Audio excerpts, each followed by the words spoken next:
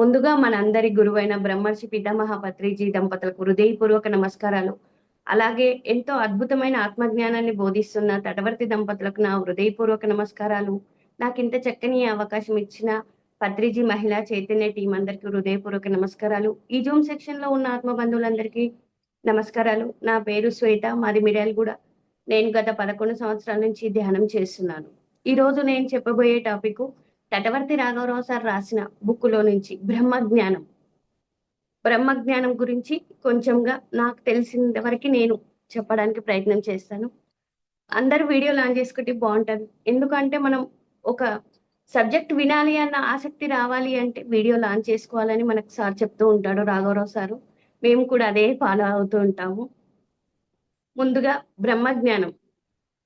బ్రహ్మజ్ఞానం తెలుసుకోవాలని ఆసక్తి అందరికీ ఉండదు. చాలా కొద్ది మందికే ఉంటుంది. బ్రహ్మజ్ఞానము అంటేనే అసలు చాలా గొప్పది అన్నట్టు. బ్రహ్మజ్ఞానం అన్నది కూడా మనం చెప్పే అర్హత కూడా మనకుందో లేదో తెలియదు కానీ, ఒక సద్గురువు ద్వారా మనము ఇలాంటి జ్ఞానాన్ని చెప్పే అవకాశం మనకి ఇచ్చిందంటే ఆ ప్రకృతి, మనం కూడా ఎంతో అంత పుణ్యం చేసుకుంటాం కాబట్టి ఇలాంటి జ్ఞానాన్ని బోధించే అవకాశం మనకొచ్చింది అని నేనైతే చెప్పగలుగుతాను. ఎందుకు అంటే మనకేమీ తెలియని వాళ్ళం ఇలా చెప్పగలుగుతున్నాము అంటే అది ఒక సద్గురు సాంగత్యం చేయడం వల్లనే అని మాత్రం చెప్పగలుగుతాను. అలా కొంతమంది జీవితాలను అంకితం చేసిన వారు ఉన్నారు బ్రహ్మజ్ఞానం తెలుసుకోవాలి అని. కొంతమంది నేను ఒక బుక్ చదివాను. ఆస్తి కోసం, ఆత్మశోధన కోసం ఆస్తిని అమ్ముకున్న న్యాయవాది అని. ఆ బుక్ మొత్తం ఏందంటే తను మొత్తం ఆస్తిని అమ్మేసుకొని హిమాలయాలకు వెళ్ళిపోతాడన్నట్టు ఆత్మశోధన కోసం. అంటే అట్లా ఎంతో మంది త్యాగం చేసిన వారు ఉన్నారు జీవితాలని. బ్రహ్మజ్ఞానం పొందాలనే తపనతో దాన్ని తెలిపే, బోధించే గురువుల కోసం హిమాలయాలకు వెళ్ళడం, ఇంకా ఆశ్రమాలకు వెళ్ళడము, అడవులకు వెళ్ళడము, ఏకాంత ప్రదేశాలకు వెళ్ళాలి అని ఎంతోమంది కొంతమంది గురువులు ప్రయత్నం చేశారు. అలా ఆధ్యాత్మిక గురువులు, పీఠాధిపతులు, యోగులు, పెద్దలు అందరినీ ఆశ్రయించిన వారు ఉన్నారు. చాలా మంది బ్రహ్మజ్ఞానం కోసం ఇంటిని, సంసారాన్ని, ధనాన్ని, సకల భోగాలు, సరదాలు సమస్తాన్ని వదులుకొని ఆ గురువులు ఆశ్రయించిన వారి ద్వారా బ్రహ్మజ్ఞానం పొందాలి తపన పడేవారు ఆ గురువులని ఎన్నో సంవత్సరాలు సేవ చేసి వారి పరీక్షలను తట్టుకొని ఎన్నో కష్టాలను భరిస్తూ బ్రహ్మజ్ఞానం పొందడం కోసం ఆరాట పడేవారు. అలా వచ్చిన వారిని కొంతమంది గురువులు ఏం చేసేవారంటే వాళ్ళు సొంతానికి వినియోగించుకునేవాళ్ళు. ఇది మీకు ఇప్పుడే ఇంకా అర్హత రాలేదు. ముందు అర్హత సంపాదించుకోండి. అర్హత వస్తే ఏదైనా మనం సాధించవచ్చు అని అలా అట్లని వాళ్ళు సొంతానికంటే వాళ్ళ ఆశ్రమంలో ఉంచుకొని సేవలు చేయించుకుంటూ ఉండేవారు. ఇంకొంతమంది గురువులు ఏం చేసేవారు, తెలవకపోయినా బ్రహ్మజ్ఞానం మాకు తెలుసు. కానీ దాన్ని పొందే అర్హత నీకుందో లేదో మేము పరీక్షించాలని అట్లా సేవ చేసుకునేవాళ్ళు. అట్లా ఎంతో మంది వచ్చిన వాళ్ళని తెలియకపోయినా తెలిసింది ఏదో కొద్దిగా చెప్పి ఇదే బ్రహ్మజ్ఞానం అనేవాళ్ళు ఎంతో మంది ఉన్నారు. కాదు, అసలైన బ్రహ్మజ్ఞానము అంటే మనకు సృష్టి కర్త గురించి తెలుసుకోవడం. బ్రహ్మజ్ఞానం అన్న విషయం నాకు ఈ ధ్యాన మార్గంలోకి వచ్చిన తర్వాత తెలిసింది. కానీ నాకు అంతకుముందు అది చాలా గొప్పది. నాకేమీ తెలియదు. అది బోధించే వాళ్ళు కూడా ఉన్నారో లేదో కూడా తెలియదు. అంత గొప్ప విద్య మనం ప్రతిరోజు ఇప్పుడు 3 గంటలు ధ్యానం చేస్తున్నాము అంటే ఆ యూనివర్స్‌తో కనెక్టివిటీ ఉంది కాబట్టి మనం ఇప్పుడు ధ్యానం చేయగలుగుతున్నాం. లేకుంటే ఎవరైనా 3 గంటలకు లేసి చేస్తారా అంటే ఎవ్వరు చేయలేరు. ఒక పిరమిడ్ మాస్టర్సే అలా 3 గంటలకు లేసి బ్రహ్మ ముహూర్తంలో ధ్యానం చేస్తున్నారు అంటే ఆ బ్రహ్మ జ్ఞానం కలిగిన వాళ్ళు, సృష్టి గురించి ఆత్మజ్ఞానం కోసం ఆసక్తి ఉన్న వాళ్ళే అలా చేస్తున్నారు, లేవగలుగుతున్నారు. ఎంతైనా ఎవరు చేస్తున్నారంటే ఒక సద్గురువు ద్వారా ఇది సాధ్యమైందని మాత్రం చెప్పొచ్చు. పత్రి సారే దీనికి అంత మూలం. ఆ పత్రి సారే మనకు ఎంత అద్భుతమైన జ్ఞానాన్ని ఇచ్చాడు అంటే ఇంత అంతా కాదు. ఒకేసారి మన లైఫ్ ఇది చిట్ట చివరి జన్మ చేసుకునే అవకాశం ఇచ్చాడు. ఎంత సాధన చేస్తారో, ఎంత జ్ఞానం పొందుతారో, అది ఎంత మనం ఆచరణలో పెట్టుకుంటే ఇదే చిట్ట చివరి జన్మ చేసుకునే అవకాశం ఉంది ఈ పిరమిడ్ మాస్టర్లకని పత్రి సార్ చెప్పడం జరిగింది. మనం 300 నుండి 350 జన్మలు దాటి ఉన్న వాళ్ళమే ఈ ధ్యానం మీద, జ్ఞానం మీద ఆసక్తి ఉంటుంది అని చెప్తూ ఉంటాడు పత్రి సార్. ఈ జ్ఞానం పొందాలి అంటే మనం చిట్ట చివరి జన్మల్లో ఉన్నవాళ్ళం. ఈ జ్ఞానం కోసమే వచ్చిన వాళ్ళం మనము. మనలో ఆ తపన ఉంది.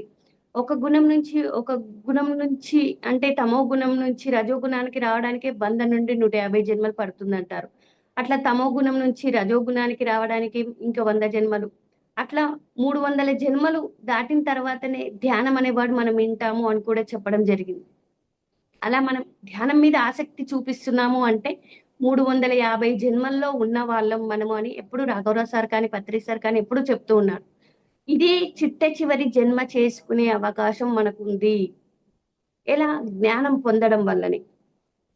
ఎంత జ్ఞానం తెలుసుకుంటే అంత అద్భుతంగా అన్నట్టు. ఈ బ్రహ్మ గురించి అంటే సృష్టికర్త గురించి మనం ఎంతైతే తెలుసుకుంటామో అంత గొప్పవారం అంటారు.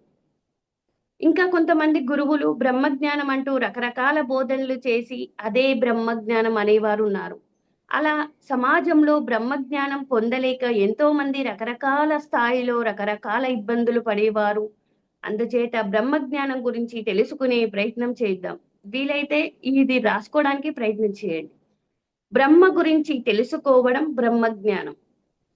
ఎంత తెలుసుకుంటే అంత గొప్పది పొందినట్టు. అలాగే ఈ బ్రహ్మను పొందే మార్గమే అంటే విద్య, బ్రహ్మ విద్య అంటారు. అలాగే ఈ రెండిటి గురించి ఎవరైనా చెప్తే దాన్ని ఏమంటారంటే బ్రహ్మోపదేశం అంటారు. మళ్ళీ ఒకసారి చెప్తా. ఇది ఎందుకంటే చాలా చాలా ఇంపార్టెంట్ ఇది. బ్రహ్మ గురించి తెలుసుకోవడం బ్రహ్మజ్ఞానం. బ్రహ్మ అంటే బ్రహ్మ, విష్ణు, మహేశ్వరులో బ్రహ్మ కాదు. సృష్టికర్త బ్రహ్మ. ఎంత ఎక్కువ తెలుసుకుంటే అంత బ్రహ్మ జ్ఞానం పొందినట్టు.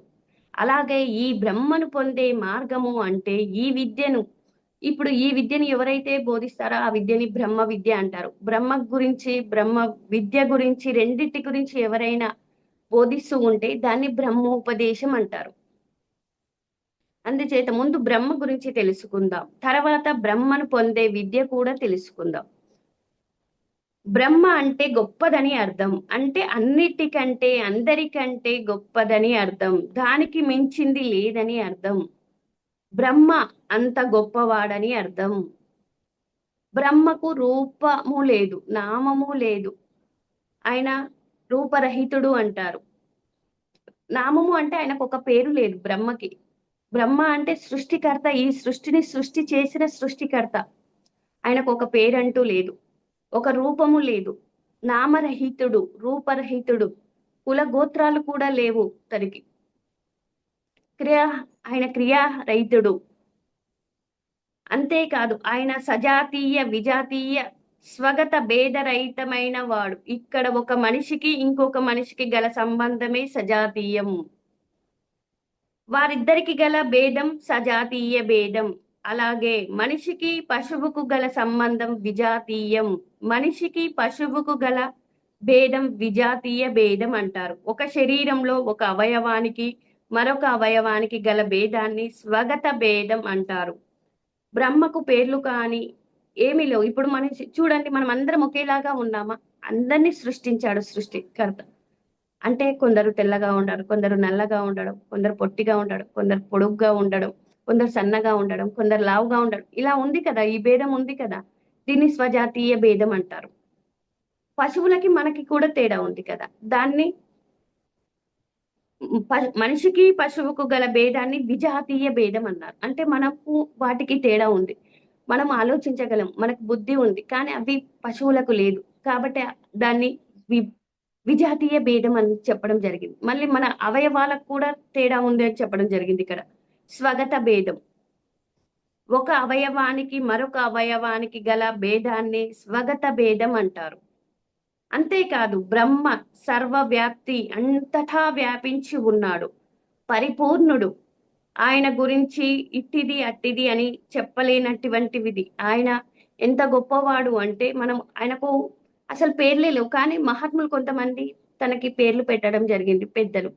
అంటే ఇప్పుడు మనకు ఒక పేరు ఉంటేనే కదా, ఇప్పుడు ఒక దేవుడు భగవాన్ ఉన్నాడు అంటే ఒక పేరు, ఒక రూపము ఉంటే మనం నమ్మగలుగుతాం. కానీ సృష్టికర్తకు అసలు పేర్లంటూ లేవు. మనం పెట్టుకున్నదే పరబ్రహ్మ, పరిపూర్ణుడు, చిత్, సత్, బ్రహ్మ మొదలైన పేర్లు మహాత్ములు ఆయన గురించి బోధించడానికి పెట్టినే కానీ ఆయనకు అసలు సంబంధమే లేదు పేర్లతోని. ఎందుచేతనంటే అనంతమైన విశ్వంలో అనంతమైన లోకాలు ఉన్నాయి. ఆ లోకాల్లోని జీవులు, జీవరాశులు అన్నీ ఆయనే. ఆయన నుంచే సృష్టింపబడ్డాయి. 84 లక్షల జీవరాశులు అన్నీ ఆయన నుంచే సృష్టింపబడ్డాయి. అంత గొప్పవాడు. అందరికంటే గొప్పవాడు. ఆయన తప్ప ఇంకా ఏది గొప్పది కాదు. నిత్యమైన వాడు, శాశ్వతమైన వాడు, ఎప్పుడు ఉంటాడు. ఒకప్పుడు ఉండి, ఒకప్పుడు ఉండకపోవడం కాదు. సత్యమైన వాడు. అంటే సత్యం అంటే ఎప్పుడు మార్పు చెందదు. సత్యం ఎప్పటికీ మార్పు చెందదు. యుగాలు మారినా, తరాలు మారినా మార్పు చెందకుండా ఈ సృష్టిలో ఏదైనా ఉంది అంటే బ్రహ్మనే అంటే సృష్టికర్తనే ఎప్పుడు ఉండేది. మ బ్రహ్మే, ఆత్మే పరబ్రహ్మ అని మనకు పత్రి సార్ కూడా చెప్పడం జరిగింది. అంటే ఈ ఆత్మ ఎప్పటికీ ఉంటుంది. యుగాలు మారిన, తరాలు మారిన మార్పు చెందింది ఏదైనా ఉంది అంటే ఆ పరబ్రహ్మ ఒక్కడే. ఆ లక్షణం పరబ్రహ్మకి తప్ప ఇంకా దేనికి లేదు. ఒక రకంగా చెప్పాలంటే ఈ లక్షణాలన్నీ ఉన్నాయి కాబట్టే ఆయన సత్యం. ఆయన తప్ప ఇంకా ఏది సత్యం కాదు. కారణం బ్రహ్మ తప్ప ఇంకా ఏది నిత్యం కాదు. అంటే శాశ్వతం కాదు. ఎందుచేత అంటే ప్రపంచంలో ఏది చూసినా, ఏది తీసుకున్నా అది శాశ్వతం కాదు. బ్రహ్మ చేత ఏదైతే సృష్టింపబడిందో అదంతా కూడా అసత్యమే. ఇప్పుడు మనం చూడండి ప్రపంచం అంతా మనకు కనిపిస్తుంది. ఇదంతా శాశ్వతమా? అంటే ఈ ధ్యాన మార్గంలోకొచ్చినాక అర్థమైంది ఇదంతా కూడా అశాశ్వతమే. అన్నీ కనుమరుగైపోతాయి. చూడండి ఒక 20 సంవత్సరాల క్రితం ఉన్నది ఇప్పుడు ఉందా అంటే లేదని మార్పు ఎంతో జరుగుతుంది. అదంటే మార్పు అన్నది ప్రకృతిలో సహజం. కానీ బ్రహ్మకు అలాంటి మార్పు అన్నది లేదు. మార్పు చెందేవి కారణం ఈ సృష్టిలో ఏదైనా సరే సృష్టింపబడింది. అంతేకాదు సృష్టింపబడినది ఏదైనా సరే కొంతకాలమే ఉంటుంది. అలా ఉంటుంది, అదృశ్యం కూడా అవుతుంది. మనం ఏది తీసుకున్నా సరే ఒక 20 సంవత్సరాల క్రితమే కాదు. ప్రతి 20 సంవత్సరాలకు మార్పన్నది సహజమంట ప్రకృతిలో. ఏది ఇప్పుడు మనం ఇంతకుముందు మనం ఏది చూడడం, మనం చదువుకున్న విద్య చూడండి, ఇప్పుడు చదివే పిల్లల చూడండి ఈ జనరేషన్‌లో. అంటే అది తేడా ఉంది కదా! మనం చదివినప్పుడు మనం ఫిఫ్త్ క్లాస్‌లో ఏమో ఇంగ్లీష్ చదివాం. కానీ ఇప్పుడు నర్సరీ నుంచే ఇంగ్లీష్ ఉంది. అంటే ఇది మార్పే కదా! అంటే ప్రకృతిలో మార్పన్నది ఎంత సహజమో అని తెలుసుకోవాలి. కొంతకాలానికి అదృశ్యమైపోతుంది. అందుకే బ్రహ్మ నుండి వచ్చిందేదైనా సరే అసత్యమే. అంటే బ్రహ్మ చేత ఏదైతే సృష్టింపబడిందో అదంతా అసత్యమే అని తెలుసుకోవాలి. ఈ ప్రపంచమంతా కూడా అశాశ్వతమే. శాశ్వతమైన దాన్ని పట్టుకోవాలని చెప్తాడు గురువుగారు. శాశ్వతమైనది పట్టుకునే మార్గమే మనకు పత్రి సార్ బోధించిన శ్వాస మీద ధ్యాస ధ్యానం ఒక్కటే. ఇంకేది లేదు. దాన్ని మించే అన్‌లిమిటెడ్ మనకు సారు 1,00,000 బుక్కులు చదివి రెండే 2 వాక్యాల్లో ఇచ్చాడు. అంత సారాన్ని మనకు ఇచ్చాడంటే ఒకటి శ్వాస మీద ధ్యాస, ధ్యానం ఒకటి, నీ వాస్తవానికి నువ్వే సృష్టికర్తవు. ఇంకేదీ లేదు. మనం ఏది సృష్టిస్తున్నామో అన్నది మన నోటి నుంచి వచ్చే మాటే మనమే సృష్టికర్తలం అవుతున్నాము. మన నుదిటి మీద వ్రాతగా మారుతుంది అంటున్నాడు. ఇవన్నీ విషయాలు తెలుసుకుంటున్నాము అంటే ఎంత గొప్ప గురువుని పొందాము అన్నది అర్థమవుతుంది. ఒక గొప్ప సద్గురువుని పొందాము మనం. చాలా చాలా అదృష్టవంతులం మనము. మనం ఒక సాయిబాబా ఉన్నప్పుడు లేమని ఫీల్ అయ్యేవాళ్ళం మేము. కానీ ఇప్పుడు మనం గొప్ప సద్గురువు ఉన్న పత్రిజీ సార్ ఉన్నప్పుడు మనం ఉన్నామని చెప్పుకుంటాం. చూడండి ఒక 2 సంవత్సరాల నుంచి వచ్చిన వాళ్ళకి పత్రిజీ సార్‌ని చూడలేకపోయారు. అది మనం చూసాము అంటే మనకు ఎంతో అదృష్టం ఉంది. ఎంతో గొప్ప పుణ్యం చేశాము. మనం గత జన్మలో ఎంతో పుణ్యం చేశాం గాబట్టే కోట్లాది మందిలో చాలా కొద్ది మంది మాత్రమే ఈ ధ్యాన మార్గంలోకొచ్చారు. ఈ జ్ఞానం మీద ఆసక్తి చూపిస్తున్నారు అంటే, మనం ఎంతో అర్హత పొంది ఉన్నవాళ్ళం. కానీ మనకు తెలియదు. అవన్నీ ధ్యాన మార్గంలోకొచ్చి సద్గురువుల సాంగత్యం చేయడం వల్లనే అవన్నీ విషయాలు తెలుసుకోగలుగుతున్నాం. ఇంకా సృష్టిలో ఏదైనా తీసుకోండి. ఆఖరికి 84 లక్షల జీవులు, జీవరాశులు, చెరాలు, అచెరాలు. చెరాలు అంటే క్రిమికీటకాలు, మానవులు ఇవన్నీ కదిలే వాటిని చెరాలు అంటారు. అచెరాలు అంటే కదలని వాటివి. వృక్షాలు, ఖనిజాలు ఇవన్నీ అచెరల కిందకొస్తాయి. అచెరాలు అన్నీ కూడా మొదట సృష్టింపబడుతూ ఉంటాయి. అవి మారుతూ, మార్పు చెందుతూ కొన్నాళ్ళు ఉంటాయి. చివరకు అదృశ్యమైపోతాయి. ఆఖరికి ఈ భూమి, చంద్రుడు, సూర్యుడు కాదు కోటానుకోట్ల గ్రహాలు, విశ్వం అన్నీ కూడా ఎప్పుడో ఒకప్పుడు అంటే కొన్ని కోట్ల సంవత్సరాలైనా సరే అదృశ్యం కావాల్సిందే. దానికి సృష్టి అంతం అంటారు. అంటే కొన్ని కోట్ల సంవత్సరాలైనా సరే సృష్టి అంతం అన్నది జరుగుతుంది. కానీ మార్పులు అంతా అన్నవి బ్రహ్మకు లేవు. ఆయన మార్పు లేనివాడు, మారనివాడు. కాలం మారవచ్చు, యుగాలు మారవచ్చు, కానీ బ్రహ్మ మారడు. కారణం ఆయనకు పుట్టుక లేదు, చావు లేదు. బ్రహ్మకు పుట్టుక లేదు, చావు లేదు. పుట్టడము, పెరగడము, అలా అంతం కూడా లేదు. కారణం ఆయన ఆదిలో ఉన్నాడు. అంటే సృష్టి ఏర్పడక ముందు ఉన్నాడు, మధ్యలో ఉన్నాడు, సృష్టి అంతం జరిగిన తర్వాత కూడా ఉంటాడు. అంతమైపోయినా ఉంటాడు. అంటే ఇప్పుడు చూడండి, మనకు భగవద్గీతలో కూడా 10వ అధ్యాయం 20 శ్లోకంలో శ్రీకృష్ణ భగవానుడే చెప్పడం జరిగింది. అహమాత్మా గుడకేశ సర్వభూతాశయ స్థితః అహమాది మధ్యం చ భూతాని ఏవ చ అని. అంటే నేను 84 లక్షల జీవరాశుల్లో ఆత్మ చైతన్యంగా నేనై ఉన్నాను. సృష్టి మొదల్లో ఉన్నాను, సృష్టి మధ్యలో ఉన్నాను, సృష్టి అంతం తర్వాత కూడా నేను ఉంటానని ఆ శ్లోకంలో వివరించడం జరిగింది. అంటే నేను ఎప్పుడూ ఉంటా. నేను ఉండంది అంటూ ఉండదు అంటున్నాడు. సృష్టి అంతమైపోయిన తర్వాత కూడా నేను ఉంటాను అని చెప్పడం జరిగింది. కారణం, ఆ సృష్టి ఆయన నుంచి ఉద్భవించింది. అలాగే చివరకు ఆయనలో విలీనమవుతుంది. అందుచేతే ఆయన తప్ప మరొకరు లేరని చెప్పుకోవాలి. ఈ బ్రహ్మనే ఆత్మ అని కూడా అంటారు. ఈ విషయమే అధర్మ వేదంలో కూడా చెప్పబడింది. అయం ఆత్మ బ్రహ్మ. ఈ విషయము అధర్మ వేదంలో చెప్పబడింది. అంటే ఆత్మ ఏదైతే ఉందో అదే బ్రహ్మము. ఈ బ్రహ్మాన్నే పరబ్రహ్మ అని కూడా అంటారు. కారణం, పరం అంటే కనబడనిది, బ్రహ్మ అంటే గొప్పవాడు, పరబ్రహ్మ అంటే కనబడని గొప్పవాడని అర్థం. ఇదే మనకు భగవద్గీతలో ఇందాక చెప్పుకున్న శ్లోకంలో చెప్పుకున్నాం. మొత్తం అంతా మనకు ప్రతిదీ కూడా ఏదైనా మొత్తం సృష్టికర్త చేత సృష్టింపబడింది అన్న విషయం తెలుసుకోవాలి. నేను దేహం కాదు, ఆత్మ అన్నది తెలుసుకోవాలి. మానవుడు అంటే 3 కలిపి మానవుడు. శరీరము, మనసు, ఆత్మ కలిపి మానవుడు. మనము మనకు ఆత్మే సత్యం అని పత్రి సార్ చెప్పాడు. అంటే ఆత్మ తప్ప ఇంకోటి ఏది సత్యం కాదు. అదే సత్యం. ఇంకా బ్రహ్మ అంటే ఆత్మకు అంతటా చేతులు, కాళ్ళు గలవు. అంటే ఇక్కడ ఒక శ్లోకంలో వివరించడం జరిగింది. ఇది మొత్తం 13వ అధ్యాయం భగవద్గీతలో 14వ శ్లోకం, 15వ శ్లోకం, 16వ శ్లోకం, 17వ శ్లోకం, 18 శ్లోకంలో వీటి గురించే వివరించడం జరిగింది. దీని అర్థం ఏంటి అంటే, ఆ బ్రహ్మ అంటే ఆత్మకు అంతటా చేతులు, కాళ్ళు, అంతటా కన్నులు, తలలు, ముఖాలు గలవు, అంతటా చెవులు కలిగి సర్వలోకములు ఆవరించి ఉన్నది. దీని అర్థం, పరబ్రహ్మకు సర్వలోకాలయందు సర్వం తెలుసుకోగల శక్తి ఉన్నది. తెలుసుకోవాలి అంటే ఆయన సర్వం గమనిస్తున్నాడు. సర్వ జీవుల్లో చేసే పనులు చూస్తున్నాడు. ఆలోచనలు, మాటలు వింటున్నాడు. ఒక రకంగా చెప్పాలంటే ఈ సృష్టిలో ఆయనకు తెలియంది అంటూ ఏదీ లేదు. తెలుసుకోవాలి. అంతేకాదు, బ్రహ్మ గురించి ఇంకా భగవద్గీతలో ఇన్ని శ్లోకాల ద్వారా చెప్పడం జరిగింది అంటే మనకింకా ఇప్పుడు మనం ఏ పని చేస్తున్నా ఎవరు చూస్తలేరు అని అనుకుంటాం. కానీ ప్రకృతి మనల్ని చూస్తుంది. మన అంతరాత్మనే మనం చేసే ప్రతి పనిని గమనిస్తుంది.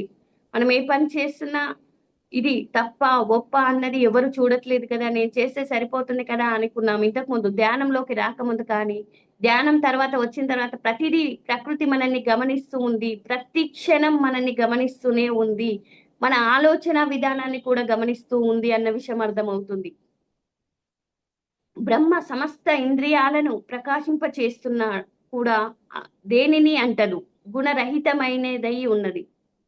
ప్రాణుల యొక్క వెలుపల లోపల ఉండునది, కదిలినది, కదలనిది, అతి సూక్ష్మమై ఉండును. అంటే అజ్ఞానులకు తెలియబడనిది, దూరంగా జ్ఞానులకు దగ్గరగా కూడా ఉంటుంది. బ్రహ్మము విభజింపబడనిది, ప్రాణులను విభజింపబడని దానిని వలె ఉండును. ప్రాణులు సృష్టించు, పోషించి, లయింప చేయునది తెలుసుకోవలెను. మరియు బ్రహ్మ సూర్య చంద్ర అగ్ని లాంటి పదార్థాలకు ప్రకాశాన్ని ఇచ్చుచున్నది.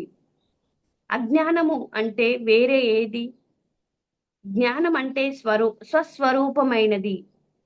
మనం అజ్ఞానంగా వేరే అనుకున్నాం, భగవంతుడు అంటే వేరే అనుకున్నాం. కానీ జ్ఞానంగా సర్వం మనమే అనుకుంటున్నాము. అంటే ఇదంతా ఎవరిచ్చారు? ఇది సద్గురువుల ద్వారా తెలుసుకుంటున్నాము.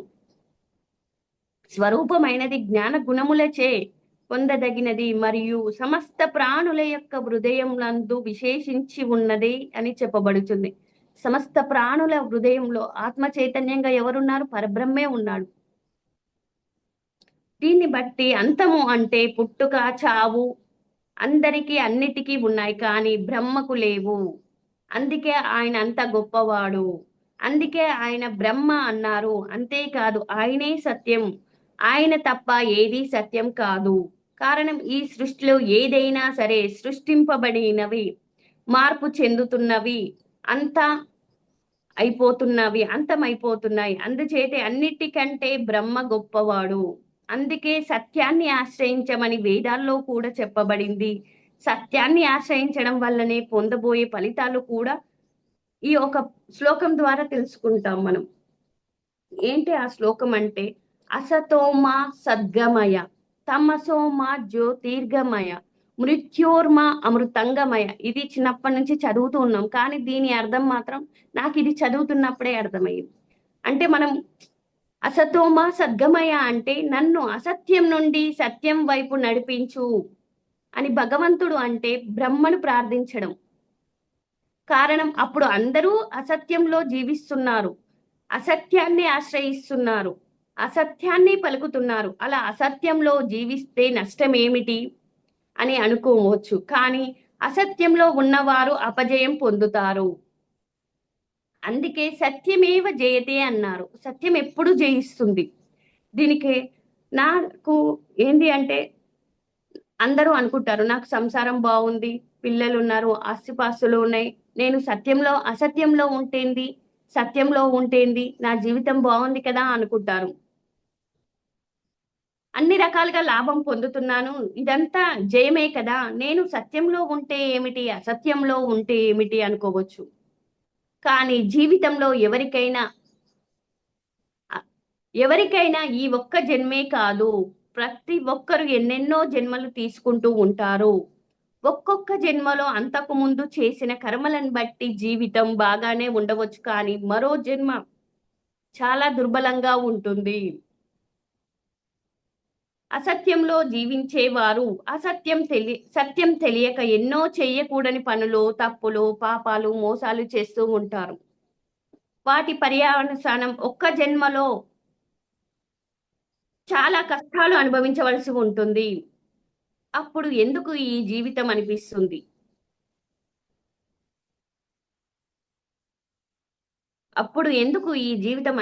ఈ జీవితంలో నుంచి ఎలా బయటపడాలి అనిపిస్తుంది. ఇలాంటి జీవితం నాకొద్దు అనిపిస్తుంది. కష్టాలు వచ్చినప్పుడే కదా మనకు అనిపించేది ఈ జీవితం నాకొద్దు అని. కానీ అలా మనం చేసిన కర్మానుసారం బట్టే, మన గత జన్మల కర్మ బట్టి ఈ జన్మలో జీవితం ఉంటుంది. అంటే మనం ఏవైతే గత జన్మలో చేశామో అవన్నీ ఇప్పుడు జీవితంలో అనుభవిస్తూ ఉంటాము. అది పుణ్యకర్మ అయితే భోగాలు ఉంటాయి, పాపకర్మ అయితే కష్టాలు, రోగాలతో ఉంటుంది. మనం చేసిన పనులను బట్టే ఉంటుంది. అలా మరలా జన్మించడం దాన్ని ఏమంటారంటే పితృయానం అంటారు. అసత్యంలో జీవించేవారు పితృయానం చెయ్యాల్సిందే. పితృయానం అంటే అంతా అపజయమే. ఇదంతా సత్యం తెలియకపోవడం వల్లనే, సత్యాన్ని ఆశ్రయించకపోవడం వల్ల జరిగింది. అలాంటి సమస్యలు, బాధలు, కష్టాలు, దుఃఖాలు లాంటి జీవితం అపజయమే కదా. మనకు అనిపిస్తుంది కదా ఎన్నో కష్టాలు, కొంతమంది లైఫ్ లో ఎన్నో కష్టాలు చూస్తుంటాం. ఆ కష్టాలన్నీ ఎందుకు ఇంత, ఎప్పుడు చూసినా వీళ్ళకి ఇన్ని కష్టాలు, బాధలు, దుఃఖం, రోగం ఎందుకు వస్తుంది అంటే అవన్నీ మనం అసత్యాన్ని ఆశ్రయించడం వల్ల, సత్యం తెలియకపోవడం, సత్యాన్ని తెలుసుకోవాలి. అలాంటి సమస్యలు, బాధలు, కష్టాలు లాంటి జీవితం అపజయమే కదా. మరి అలాంటి అపజయం నుంచి బయటపడాలి అంటే సత్యాన్ని ఆశ్రయించాలి. మనం అలాంటి కష్టాల నుంచి బయటపడాలి అంటే సత్యాన్ని ఆశ్రయించాలి, సత్యంలో జీవించవలసిందే. అందుకే అసతోమా సద్గమయ అని ప్రార్థించడానికి కారణం. అందుచేతే సత్యం అంటే ఏమిటి, అసత్యం అంటే ఏమిటి, దేనిని సత్యం అంటారు, దేనిని అసత్యం అంటారు అన్నది తెలుసుకోవాలి. ఏదైతే బ్రహ్మ చేత సృష్టింపబడిందో అదంతా అసత్యమే. కారణం, ఈ సృష్టిలో ఏది నిత్యం కాదు, అంటే శాశ్వతం కాదు. ఏది తీసుకున్నా, ఎవరిని తీసుకున్నా అన్నీ అశాశ్వతమే, అందరూ తాత్కాలికమే. ఎప్పుడో ఒకప్పుడు అందరూ అన్ని అదృశ్యం కావాల్సిందే. ఇలా అదృశ్యమయ్యేవన్నీ అసత్యాలే. అంతేకాదు అసత్యం ఎప్పుడూ మారుతూ ఉంటుంది. మారకుండా ఉండదు. ఎప్పుడు సత్యం అన్నది ఎప్పుడు మార్పు ఉండదు. అసత్యమే మార్పు చెందుతూ ఉంది.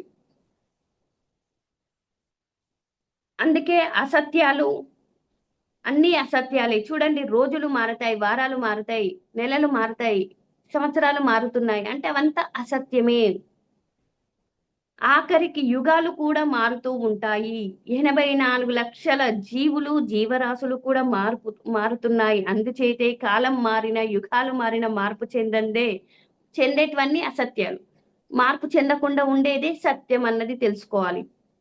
ఏది సత్ ఏది నిత్యమైంది, ఏది శాశ్వతమైంది, ఏది మార్పు చెందంది, ఏది కాలం మారినా, యుగాలు మారినా మార్పు చెందకుండా ఉండేది అంటే, మార్పు చెందకుండా ఉండేదే బ్రహ్మ ఒక్కటే.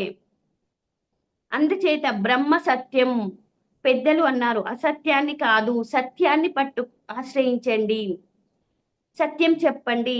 సత్యం వైపు నడిపించమని, ప్రార్థించమని అడగడం. ఆ శ్లోకం యొక్క అర్థం అన్నట్టు. అసతోమ సద్గమయ, తమసోమ జ్యోతిర్గమయ, మృత్యోర్మ అమృతంగమయ. అంటే ఈ శ్లోకం ఇప్పటివరకు చదువుకున్నాం, చిన్నప్పటి నుంచి చదువుతున్నాం, కానీ దాని అర్థం తెలియకుండా చదివాము. ఎప్పుడైతే ఈ బుక్ చదివినో నాకు అప్పుడే అర్థమైంది. అప్పటి వరకు కూడా నాకు అర్థం కాలేదు. కానీ లోకంలో సత్యం అంటే సరైన అవగాహన లేక అసత్యంలో జీవిస్తున్నారు, అసత్యాన్నే ఆశ్రయిస్తున్నారు, అసత్యాన్నే పలుకుతున్నారు. బ్రహ్మ సత్యం అని తెలుసుకున్నాం అంటే ఆత్మే సత్యం. కానీ లోకంలో అంతా దేహం నేను అనే భావంతో జీవిస్తున్నారు. ఈ ధ్యాన మార్గంలోకి రానప్పుడు నేను దేహం అన్నట్టుగానే జీవించాను. కానీ నేను దేహం కాదు, ఆత్మ అన్న విషయం నేను రాఘవరావు సార్ దగ్గర 4 సంవత్సరాల నుంచి వారు జూమ్‌లో జాయిన్ అయిన తర్వాత తెలుసుకున్నా. నేను దేహం కాదు, ఆత్మ అన్న విషయం. అప్పటి వరకి అంతకుముందు 5 సంవత్సరాలు నేను ధ్యానం చేశాను. 6 సంవత్సరాలు కానీ ఒక ధ్యానం ఒక్కటి చేసినా ఏమీ తెలియదు. ఎప్పుడైతే సార్ దగ్గర ప్రతిరోజు సాంగత్యం చేయడం వల్ల నేను తెలుసుకోగలిగాను. నేను దేహం కాదు, ఆత్మ అని. ఆత్మ అంటే ఎవరు?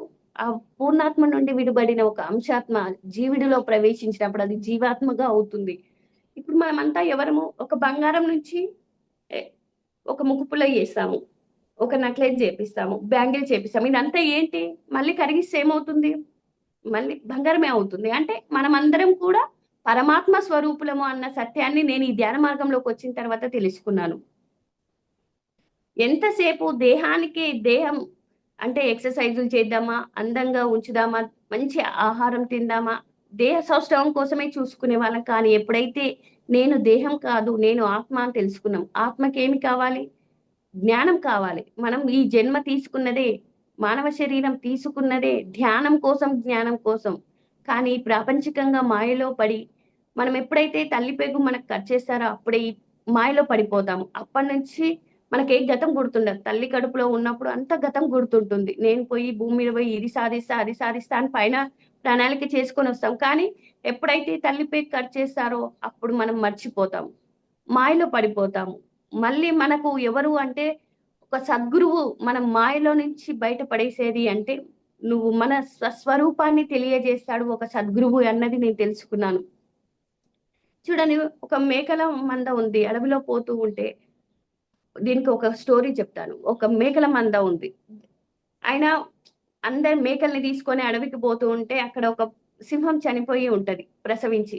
చనిపోయినప్పుడు అయ్యో! దీన్ని ఏదైనా తినేస్తుందేమో అని ఆ మేకలు కాసే అతను దాన్ని కూడా తీసుకొని పోతాడు.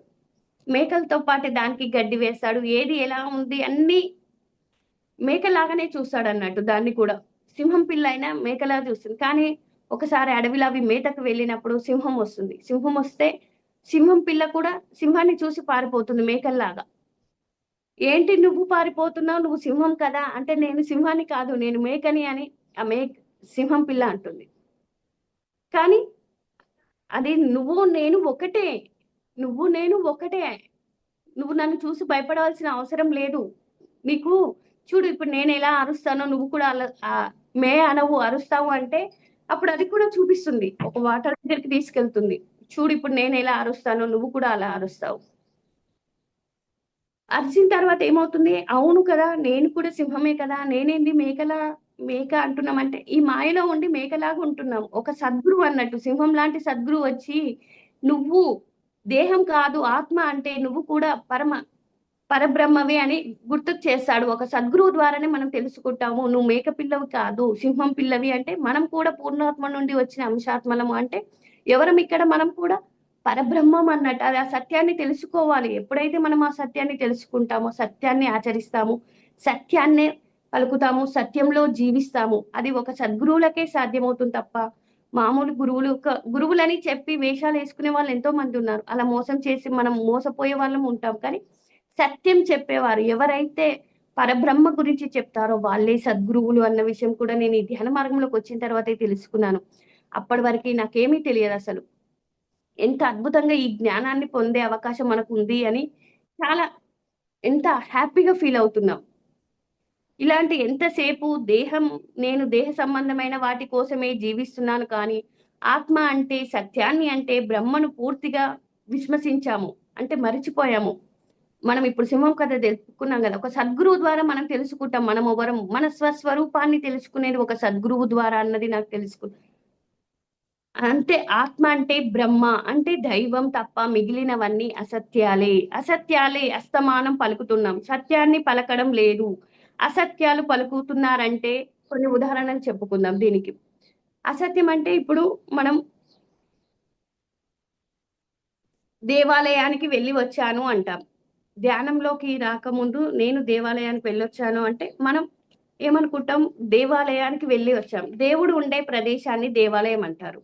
దేవుడు ఎక్కడ ఉన్నాడు అన్న విషయం తెలుసుకున్నాం. ఇది అబద్ధము అంటే ఎవ్వరు నమ్మరు.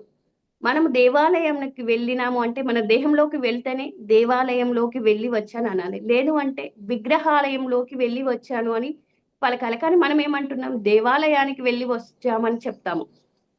విగ్రహ ఆలయానికి వెళ్ళి వచ్చాము అని చెప్పాలి. దేవాలయంకి వెళ్తే అక్కడ మనం ధ్యానం చేసి ఉంటే దేవాలయంకి వెళ్ళి వచ్చాను అన్న సత్యాన్ని చెప్పాలి. కానీ అసత్యాన్ని చెబుతున్నాం. అది అసత్యం అంటే కూడా తెలియదు మనకు. అలా దేవుడు ఉండే ప్రదేశాన్ని దేవాలయం అంటారు. కానీ మీరు వెళ్ళి వచ్చినది విగ్రహం ఉండే ప్రదేశం. అందుచేత అది విగ్రహాలయం మాత్రమే. మరి నిజమైన దేవుడు ఉండే ప్రదేశం అంటే దేవాలయం. ఏది అంటే మానవ దేహం.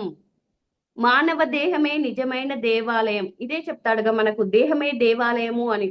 సార్ కూడా చెప్పాడు. జ్ఞాన నవరత్నాల్లో అంటే మనం ఎక్కడికి వెళ్తున్నాము? దేహంలోకి వెళ్ళాలి కానీ మనం వెళ్ళి విగ్రహాలయంకి వెళ్తున్నాం. అది అసత్యం అన్న విషయం కూడా తెలియదు. విగ్రహం ఆలయానికి వెళ్ళి దేవాలయానికి వెళ్ళి వచ్చాను అని చెప్తాం. అది అబద్ధమే కదా! అంటే ఈ ధ్యాన మార్గంలోకి వచ్చిన తర్వాత అర్థమవుతుంది. ఒక్కొక్కటి మనం తెలుసుకుంటూ ఉంటే ఇంత అద్భుతమైన జ్ఞానం ఇది. ఇది తెలుసుకోనికే మనం జన్మ తీసుకున్నాము అన్నది కూడా అర్థమవుతుంది. అదే ఆదిశంకరాచార్యులు కూడా అంటాడు కదా! దేవో దేవాలయో ప్రోక్త జీవో దేవో సనాతనః అన్నాడు. అంటే దేహమే దేవాలయం. దేహంలో ఉన్న జీవుడే అంటే ఆత్మే సనాతనమైన దైవం అన్నారు. ఇక్కడ ఆయన వెళ్ళింది విగ్రహాలయానికే కానీ దేవాలయానికి కాదు. అంటే దేవుడు ఏ విషయంలో అసత్యం చెప్పాము కానీ సత్యం చెప్పలేదు. వెళ్ళిన చోట మనం ధ్యానం చేసి ఉంటే అప్పుడు దేవాలయానికి వెళ్ళాము అని చెప్పవచ్చు. అప్పుడు మాత్రమే సత్యం చెప్పినట్లు. ధ్యానం చెయ్యలేదు అంటే దేహంలోకి వెళ్ళలేదు కాబట్టి అసత్యం చెప్పినట్టే. అలాగే దేవుడు ప్రసాదం తీసుకున్నాం అంటారు. అది కూడా అసత్యం చెప్పినట్టే. కారణం ప్రసాదం అంటే ప్రసాదించింది అంటే ఇచ్చినది అవి చెప్పుకోవచ్చు. లేదా నివేదించినది అని అంటే చెప్పుకోవచ్చు. కానీ ఇక్కడ పూజారి ఇచ్చాడు కానీ దేవుడు ఇవ్వలేదు కదా! అంతే కదా! ఇక్కడ విగ్రహానికి నివేదించారు కానీ దేవునికి నివేదించలేదు. అలాగే దేవునికి అభిషేకం చేయించామని చెబుతారు. అది కూడా అసత్యమే. కారణం మీరు అభిషేకం చేసింది విగ్రహానికి కానీ దేవునికి కాదు కదా! అలాగే దేవునికి ప్రదక్షిణలు చేశాను అంటారు. అది కూడా అసత్యమే. కారణం ప్రదక్షిణలు చేయడానికి దేవునికి చేయడం కాదు. దేవుని చేత విగ్రహానికి చేయించారు. కారణం దేహంలో ఉన్నది దేవుడు. గుళ్ళలో ఉన్నది విగ్రహము. అందుకే మనకు 18 ఆదర్శ సూత్రాల్లో కూడా మనకు సత్యారాధన చేయమన్నాడు. విగ్రహారాధన వద్దు. పత్రి సార్ చెప్పింది విగ్రహారాధన వద్దు. సత్యారాధన చేయండి అన్నాడు. సత్యారాధన అంటే శ్వాస మీద ధ్యాస ధ్యానం చేయండి. సత్యమైనది పట్టుకోండి. అంటే మన దేహంలో ఉన్న ఆత్మని పట్టుకోండి. ఇదే సత్యం. మనం బయట ప్రాపంచికంగా అన్ని అసత్యంలో జీవిస్తున్నాము.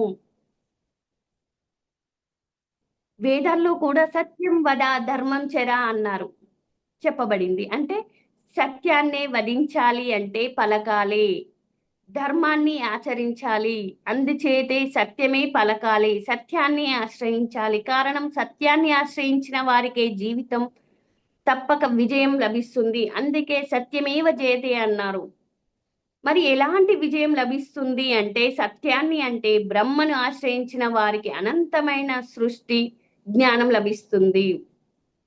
లేనిది ఉన్నట్టుగా, ఉన్నది లేనట్టుగా కాకుండా ఉన్నది ఉన్నట్టుగా తెలుసుకుంటారు. చెయ్యవలసింది చేస్తారు, చెయ్యకూడనివి చెయ్యరు. సృష్టికి అనుగుణంగా ప్రవర్తిస్తారు.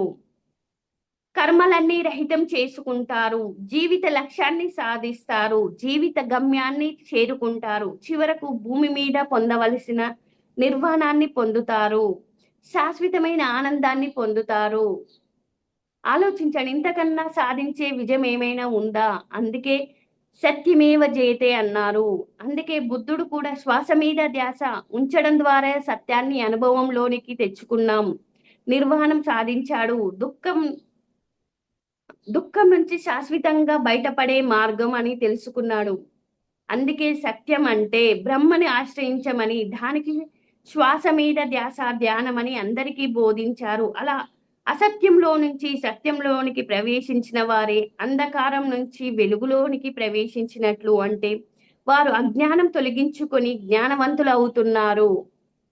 అందుకే తమసోమ జ్యోతిర్గమయ అని ప్రార్థించడం అన్నారు. అంటే అజ్ఞానం అనే అంధకారం నుంచి జ్ఞానం అనే వెలుగులోనికి నడిపించమని ప్రార్థించండి. అలా జ్ఞానవంతులైన వారి చివరకు చచ్చి పుట్టే జీవితం నుంచి చావు పుట్టుకలు లేని జీవితం పొందుతారు. చచ్చి పుట్టే జీవితం నుంచి కాకుండా చావు పుట్టుకలు లేని జీవితం పొందుతారు. అంటే అమరత్వాన్ని పొందుతారు. చాలా మంది, ఎంతో మంది యోగులు అమరత్వాన్ని పొందిన వారు ఉన్నారు. అంటే మనం ఇచ్చా మరణం పొందాలి. ఏ రోజు పోవాలి అనుకున్నది మనం ఆ సాధన ద్వారానే పోవచ్చు, తెలుసుకోవచ్చు కూడా. మనం సదానంద యోగిని వారి జీవిత చరిత్ర చదివితే కూడా మనకు అర్థమవుతుంది. ఎందుకంటే ఆయన ఇచ్చా మరణమే పొందాడు. ఏ రోజు పోవాలి అని, పలానా రోజు పోతున్నా అని పత్రిసారికి చెప్పడం జరిగిందని పత్రిసారి నోటనే వినగలిగాము అంటే అది అమరత్వం పొందిన వారిది. అందుకే మృత్యోర్మ అమృతంగమయ అని ప్రార్థించమన్నారు. దీనికి అమరత్వం అంటారు. దీన్ని బుద్ధుడు నిర్వాణ అన్నాడు. ఏ మానవుడైనా చివరకు సాధించవలసింది నిర్వాణం సాధించినప్పుడే మానవుడు విజయం సాధించినట్లు. ఇటువంటి విజయం సాధించాలంటే సత్యాన్ని ఆశ్రయించాలి. అంటే బ్రహ్మను ఆశ్రయించాలి. బ్రహ్మను ఆశ్రయించాలి అంటే బ్రహ్మను పొందే విద్య, అంటే బ్రహ్మ విద్యను తెలుసుకోవాలి. కానీ లోకంలో అందరూ ఆరాధిస్తున్నారు, అన్నిటినీ ఆరాధిస్తున్నారు. కానీ సత్యం అంటే పరబ్రహ్మను ఆరాధించడం లేదు. చూడండి, రాళ్లను ఆరాధిస్తున్నారు, రాళ్లతో చేసిన బొమ్మలను ఆరాధిస్తున్నారు, మొక్కలను చెట్లను ఆరాధిస్తున్నారు, జంతువులను పక్షులను ఆరాధిస్తున్నారు, గ్రామ దేవతలను ఆరాధిస్తున్నారు, ప్రకృతి దేవతలని ఆరాధిస్తున్నారు, గురువులను, స్వామీజీలను, బాబాజీలను ఆదరిస్తున్నారు, కానీ దేవుళ్ళను ఆదరిస్తున్నారు. కానీ బ్రహ్మను ఆరాధించడం లేదు. కారణం బ్రహ్మ గురించి తెలియకపోవడం. బ్రహ్మను ఆరాధించడం లేదు. కారణం బ్రహ్మ గురించి తెలియకపోవడం, బ్రహ్మ గొప్పతనం తెలియకపోవడమే. ఒక రకంగా చెప్పాలంటే లోకంలో అందరికంటే దేవుళ్ళే గొప్పవారని తెలుసు. అంతేకాదు దేవుళ్ళందరికీ బ్రహ్మ విష్ణు మహేశ్వరులే గొప్పవారని తెలుసు. కానీ వారికంటే గొప్పవాడు బ్రహ్మ. అందుచేత బ్రహ్మను మించిన వారు మరొకరు లేరని తెలుసుకోవాలి. కారణం ఇప్పుడు అంతే కదా, మనకు పరబ్రహ్మ అంటే ఏమనుకున్నాం? బ్రహ్మ అంటే బ్రహ్మ బ్రహ్మ విష్ణు మహేశ్వరులకు కూడా ఆయుష్ ఉంది అని చెప్పడం జరిగింది గురువు గారు. కానీ బ్రహ్మకి ఆయుష్ లేదు. ఆయన జననము లేదు, పుట్టుక లేదు, మరణము లేదు. బ్రహ్మ అంటే సృష్టికర్తకు ఆయుష్ అన్నది లేదు అని చెప్పడం జరిగింది. ఇంకా బ్రహ్మకు రూపమే లేదు, దేవుళ్ళకు రూపాలు ఉన్నాయి. బ్రహ్మకు పేర్లు లేవు కానీ దేవుళ్ళందరికీ పేర్లున్నాయి. రకరకాల పేర్లతో పిలుస్తున్నాము. విష్ణువు అంటున్నాము, కృష్ణుడు అంటున్నాము, రాముడు అంటున్నాం, శివుడు అంటున్నాం, గణేశుడు, వీళ్ళందరూ దేవుళ్ళు. దేవుళ్ళందరికీ పేర్లున్నాయి కానీ ఆ సృష్టికర్త బ్రహ్మకు పేర్లు లేవు. ఇంకా అందరికీ భార్యలున్నారు, దేవుళ్ళందరికీ భార్యలున్నారు. శివునికి పార్వతీదేవి, విష్ణుమూర్తికి లక్ష్మీదేవి, బ్రహ్మకు సరస్వతి, ఇలా అందరికీ దేవుళ్ళున్నారు. గణేశునికి సిద్ధి బుద్ధి అని ఇలా అందరికీ భార్యలున్నారు కానీ సృష్టికర్త బ్రహ్మకి భార్యలు కూడా లేరు. ఆయనకు ఒక పేరంటూ లేదు. బ్రహ్మ అంతటా వ్యాపించి ఉన్నాడు కానీ ప్రదేశాలు ఒక ప్ర దేవుళ్లకు ప్రదేశాలు ఉన్నాయి కానీ బ్రహ్మ ప్రదేశం కూడా లేదు. విష్ణువు వైకుంఠంలో ఉంటాడు, బ్రహ్మ బ్రహ్మలోకంలో ఉంటాడు, శివుడు కైలాసంలో ఉంటాడు. అలాగే మిగిలిన దేవుళ్ళు కూడా సత్యలోకంలో ఒక్కొక్క భాగంలో ఉన్నారు. బ్రహ్మ అనంతమైన పరిమిత శక్తి కలవాడు కానీ దేవుళ్ళు పరిమిత శక్తి కలవాడు. బ్రహ్మ అనంత శక్తిమంతుడు. ఇక్కడ మనం డిఫరెన్స్ తెలుసుకోవాలి. దేవుళ్ళ పరిమిత శక్తి చూడండి, మనకు సినిమాలలో నాకు మృత్యువును లేకుండా ప్రసాదించు అంటే అది మా వల్ల సాధ్యం కాదు అని చెప్పడం జరుగుతుంది కదా. దేవుళ్ళు అంటే దేవుళ్ళది కూడా పరిమిత శక్తి మాత్రమే కానీ బ్రహ్మకి శక్తి అనంతమైన శక్తి అయినది. అనంత శక్తి స్వరూపుడు అంటే ఆయనకు ఇంత శక్తి అంత శక్తి అని చెప్పలేము. ఆయన శక్తిని అంచనా వేయలేము. ఆయనని అసలు ఆయన శక్తి గురించి చెప్పే అర్హత కూడా మనకు ఉందో లేదో కూడా తెలియదు. అంత గొప్పవాడు బ్రహ్మ. అంటే సృష్టికర్త బ్రహ్మ అంత గొప్పవాడు. ఇంకా ఎంతమంది రాక్షసులు కూడా దేవుళ్ళను ప్రత్యక్షం చేసుకున్నా కూడా వాళ్ళు మా వల్ల కాదు, ఇంకేదన్నా కోరుకోండి అని మనం సినిమాలలో ఎన్నో చూసాము. అంటే ఇదంతా వాళ్ళది పరిమిత శక్తి అన్నది తెలుసుకోవాలి. బ్రహ్మ కూడా ఆయుష్ ఉంది. ఈ కలియుగానికి బ్రహ్మ హనుమంతుడని కూడా చెప్పడం జరిగింది. అంటే బ్రహ్మ అన్నది ఒక పదవి. ఇప్పుడు ఇక్కడ సీఎం పిఎం ఎలాగో బ్రహ్మ అన్నది ఒక పదవి. ఇప్పుడు కలియుగానికి బ్రహ్మ హనుమంతుడు అని చెప్పడం జరిగింది. అలా బ్రహ్మకు పుట్టుక లేదు, చావు లేదు. కానీ దేవుళ్ళందరూ జన్మించారు తల్లులకు. బ్రహ్మ మూల చైతన్యం కానీ దేవుళ్ళు మూల చైతన్యం నుంచి ఉద్భవించిన అంశాలు మాత్రమే. కానీ జ్ఞానంతో ఎదిగి పూర్ణాత్మగా మారడం, ఈ విషయమే ఈశా ఉపనిషత్తుల్లో ఈ శ్లోకం ద్వారా చెప్పబడింది. ఓం పూర్ణమదం పూర్ణమిదం పూర్ణమదంతో పూర్ణస్య పూర్ణమేదే వశిష్టతే. అంటే ఆది పూర్ణం అంటే బ్రహ్మ పూర్ణం, ఇది పూర్ణం అంటే బ్రహ్మ నుంచి విడుబడినది జీవుడులో ప్రవేశించిన జీవాత్మ కూడా పూర్ణమే. మనం ఇందాక ఒక బంగారం ఎగ్జాంపుల్ చెప్పుకున్నాం కదా. అలాగే మట్టి ఉంది, కుండలు వేరుగా ఉంటాయి. మట్టి అంతా ఏంటి ఒకటే కదా. అంటే బ్రహ్మ నుంచి మనం ఏదైతే కుండల్ని వేరుగా చేస్తారు, ప్రమిదలు చేస్తారు, కుండలు చేస్తారు, పూజ చేస్తారు, కానీ మట్టి ఒకటి. అంటే మనమే ఆ మట్టి అన్నట్టు. ఇప్పుడు ఏదైతే వేరు పదార్థాలతో చూస్తున్నామో వేరు అన్నది ఏమీ లేదు. బ్రహ్మం అన్నది ఒక్కటే. ఆ పూర్ణాత్మ ఆ బ్రహ్మనే మనము అన్నది కూడా నేను తెలుసుకోగలిగాను. అటువంటి బ్రహ్మని ఇంకా కొంతమంది ముస్లిమ్స్ అల్లా అంటారు, క్రిస్టియన్స్ తండ్రి అని పిలుస్తారు, హిందువులు అనేక పేర్లతో పిలుస్తున్నారు. ఆదిశక్తి అని, పరాశక్తి అని, లలిత అని, పరబ్రహ్మ అని, విశ్వాత్మ అని రకరకాల పేర్లతో పిలుస్తున్నారు. అందుచేతే దేవుళ్ళు వేరు, బ్రహ్మ వేరు అని తెలుసుకోండి. బ్రహ్మ యొక్క గొప్పతనం మాటలతో వర్ణించలేనిది, చెప్పలేనిది. ఒక రకంగా చెప్పాలి అంటే మన ఇంద్రియాలకు ఆ శక్తి లేదని చెప్పాలి.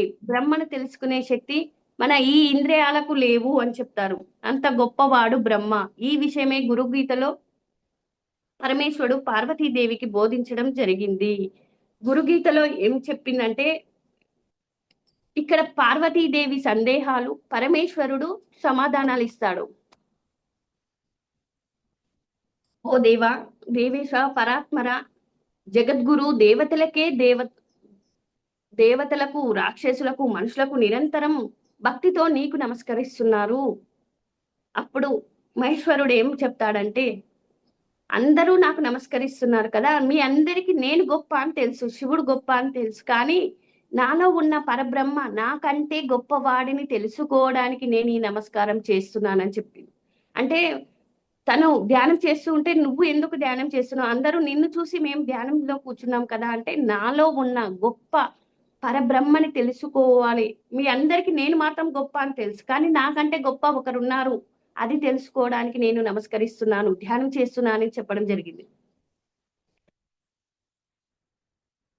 ఇంకా దేవి, నేను జన మరణాలు లేని వాడిని, జన్మ బంధాలు లేని వాడిని, మృత్యుంజయుడను అయినా నేను నా హృదయంలో ఉన్న పరబ్రహ్మను నిత్యం ఆరాధిస్తాను. పరబ్రహ్మ కాలాతీతుడు, నిత్య చైతన్యం, బ్రహ్మానికి వార్ధక్యం, క్షత్రియం లేదు. ఆయన అనంతుడు, శాశ్వతుడు, ఆది అంతం లేనివాడు, పరిణామం చెందనివాడు. పరబ్రహ్మ అనగా విశ్వ చైతన్యం, సచితానందాన్ని మించిన బ్రహ్మానందం. నా వలె ప్రతి యోగి, ప్రతి సాధకుడు తన హృదయంలో చిదాకాశంతో అంగుష్టి మాత్రుడై వెలిగే పురుషుని, జీవుని జ్యోతిని ఆరాధించాలి. మనిషిగా జన్మించిన ప్రతి జీవికి పరంజ్యోతి దర్శనం ప్రథమ అవకాశం కావాలి. అంటే మనం అందరం కూడా మనలో ఉన్న చైతన్యాన్ని తెలుసుకునే మార్గం మనకు పత్రిసారి బోధించాడు. శ్వాస మీద ధ్యాస, ధ్యానం ఒక్కటే తప్ప ఇంకా వేరే ఏమి కాదు. దాని వల్లనే పరంజ్యోతి దర్శనం అవుతుంది, కానీ వేరే ఏ మార్గం ద్వారా కాదు. మనం నిజంగా చాలా అదృష్టవంతులమని చెప్పుకోవాలి. ఇంత గొప్ప గొప్ప గురువుల సాంగత్యం చేసే అవకాశం ఉంది. ఇలాంటి సాధన దొరికించుడు, అద్భుతమైన సాధనలు మనము అనుకుంటాము, ఇన్నేళ్ళు నేను సాధన చేస్తున్నా, నాలో మార్పు ఏం రాలేదు. సాధనలో లోపం కాదు, మనలో లోపం. ఆహార నియమాలు ఖచ్చితంగా పాటించాలని రాఘవరావు సార్ చెప్తాడు. వెల్లుల్లి కూడా తినకూడదు. అది వెల్లుల్లి తిన్నా, ఒక్కరోజు తిన్నా 6 నెలల సాధన శక్తిని కోల్పోతామని చెప్తాడు. ఎప్పటికప్పుడే తినాలి, సాత్వికమైన శాకాహారమే తీసుకోవాలి. మనం సాధన పరంగా ఎదగాలి అంటే లోపం మనలోనే ఉంటుంది, కానీ సాధనలో లోపం కాదు, మార్పు అంటాము. ఇప్పుడు మనం 10 సంవత్సరాల నుంచి ధ్యానం చేస్తున్నాను. నాలో మార్పు ఏమొచ్చిందంటే నాకు నేను విచారణ చేయాలి. నాలో మాట మారిందా?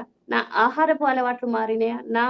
నేను ఎలా మారాను? మార్పు ఎలా జరిగింది అంటే మనలో మార్పు ధ్యాన ఫలితం కంటికి కనిపించదు. మనలో వచ్చే మార్పే ధ్యాన ఫలితం అని గురువు గారు చెప్పడం జరిగింది. అంటే మనలో ఎంత మార్పు వచ్చింది, ధ్యానానికి ముందు మన జీవితం ఎలా ఉంది, ధ్యానం తర్వాత జీవితం ఎలా ఉంది అన్నది విచారణ చేయాలి. ప్రతి విషయం విచారణ చేసినప్పుడే మనకు అర్థమవుతుంది. ఏం మారాను, నాలో ఏం మార్పు వచ్చింది అన్నది విచారణ ద్వారానే తెలుస్తుంది. ఇంకా దీనికి ఒక కథ కూడా చెప్తా. ఇంకా అందరూ గొప్ప వాళ్ళు గర్వంగా దేవుళ్ళే బాగా రాక్షసులతో యుద్ధం చేసి బాగా గర్వంగా ఫీల్ అవుతూ ఉంటారు. ఇది సృష్టికర్త తెలుసుకొని ఇది దేవుళ్ళకు సరి అయినది కాదు, గర్వం అహంకారం ప్రదర్శిస్తే లోక వినాశనం జరుగుతుంది అని. అప్పుడు వాళ్ళందరికీ బుద్ధి రావాలి అంటే అప్పుడు సృష్టికర్త అయిన పరబ్రహ్మ ఒక యక్షుని రూపంలో ఇంద్ర సభలోకి ప్రవేశించడం జరిగిందట. ఎవరైనా ఈయన తేజస్సు ఏంది, అసలు ఈయనకేంటి తలరాతను కూడా తెలుసుకుందామని ఇంద్రుడు చూస్తాడంట. ఏంటి ఈయన తలరాత కూడా తెలుసుకోలేకపోతున్నాను, ఎవరితను, ఇంత గొప్పవాడు ఎవరు, ఇంత తేజస్సుతో వెలిగిపోతున్నాడు, ఈ తేజస్సు అంతా ఏంది, అసలు ఏంటి ఈయన అని తెలుసుకోవడానికి అగ్నిని పంపించాడు. అప్పుడు అగ్నిని పంపిస్తే నువ్వు ఎవరు అంటే నేను అగ్నిని, నీ శక్తి సామర్థ్యాలు ఏంటివని యక్షుడు అడుగుతాడు. యక్షుడు అంటే సృష్టికర్త యక్షుని రూపంలో వచ్చాడు. అడిగితే నేను అగ్నిని, ఈ ప్రపంచంలో ఏదైనా సరే భస్మీపటలం చేసే బూడిద కావాల్సిందే అంటాడు. అవునా, నీ శక్తి అంత గొప్పదా? అయితే అక్కడ ఒక గడ్డిపోచ పెడతాడు. గడ్డిపోచను పెట్టి దాన్ని నువ్వు ఏం చేస్తావో చెయ్యి అని అంటాడు. కానీ తన శక్తిని అంతా ఉపయోగించిన ఆ గడ్డి పోచని కొంచెం కూడా కదపలేదు, కదలలేదు, కాల్చలేకపోయాడు. అలా ఏంటి, నా శక్తిని అంతా ఉపయోగించిన ఏం చేయలేదని తిరిగి వెళ్ళిపోతాడు. మళ్ళీ వాయువుని పంపిస్తాడు. వాయువుని పంపించినప్పుడు వాయువు ముందు నువ్వెవరు అంటే నేను వాయువుని, ఈ భూ ప్రపంచంలో ఏదైనా సరే అతలాకుతలం చేయగలుగుతాను అని చెప్పడం జరిగింది. అంటే ఏదైనా సరే నేను అతలాకుతలం చేసేస్తాను, బిల్డింగ్లు సైతం కూల్చేస్తాను, ఏదైనా చేస్తా. అంటే నువ్వు అంత గొప్పవాడు అయితే నీ శక్తి సామర్థ్యాలు చూయించు, ఈ గడ్డి పోచను నువ్వు కదులుపు, నువ్వు గొప్పవాడివని నేను అంటానని చెప్తాడు. తన శక్తినంతా ఉపయోగించిన ఆ గడ్డి పోచను కొంచెం కూడా కదపలేకపోయాడు. అప్పుడు భయాందోళనకు భయపడిపోయి ఆయన వాయువు కూడా వెళ్ళి ఇంద్రుడిని అడుగుతాడు. దేవా, నువ్వు వెళ్ళండి, మా శక్తి సరిపోవట్లేదు తనని అంటే. అప్పుడు ఇంద్రుడు వస్తూ ఉంటే ఆ యక్షుడు అంతరార్థం అయిపోయినప్పుడు పార్వతీదేవి ప్రత్యక్షం అవుతుందండి. పార్వతీదేవి ప్రత్యక్షమయ్యి, ఎవరు మాత, ఇంత శక్తివంతుడు, మేమేం చేయలేకపోయాము అంటే మీ శక్తి అంతటికీ కారణం ఆ పరబ్రహ్మ, ఆ సృష్టికర్త వల్ల మీరు విజయం సాధించారు. కానీ మీ సొంత విజయం కాదిది. అంటే అప్పుడు ఇంద్రుడికి అర్థమైంది. అంటే మాది పరిమిత శక్తి, ఆ సృష్టికర్తది గొప్ప శక్తి అన్నది అర్థమయ్యి, అప్పుడు మంచిగా ఇంకా అంటే మనం ఏదైనా ఏ పని చేస్తున్నా ఇప్పుడు మాట్లాడుతున్నాం. దేనివల్ల మాట్లాడుతున్నాం? మనలో ఉన్న ఆ బ్రహ్మ వల్లనే మాట్లాడుతున్నాం. అంతే కదా! అది లేకపోతే శవమే గదా! శ్వాస ఉంటే శివం, శ్వాస పోతే శవం. ఇది దీనివల్ల మనం గుర్తించుకోవాలి. మనం ఇన్ని పనులు చేస్తున్నాము అంటే, ఇది ఇంకేమంటాం నేను చేస్తున్నా అంటాం. నేను చేసేదంటూ ఏమీ లేదన్న విషయం కూడా ధ్యాన మార్గంలోకొచ్చినాక తెలుసుకున్నా.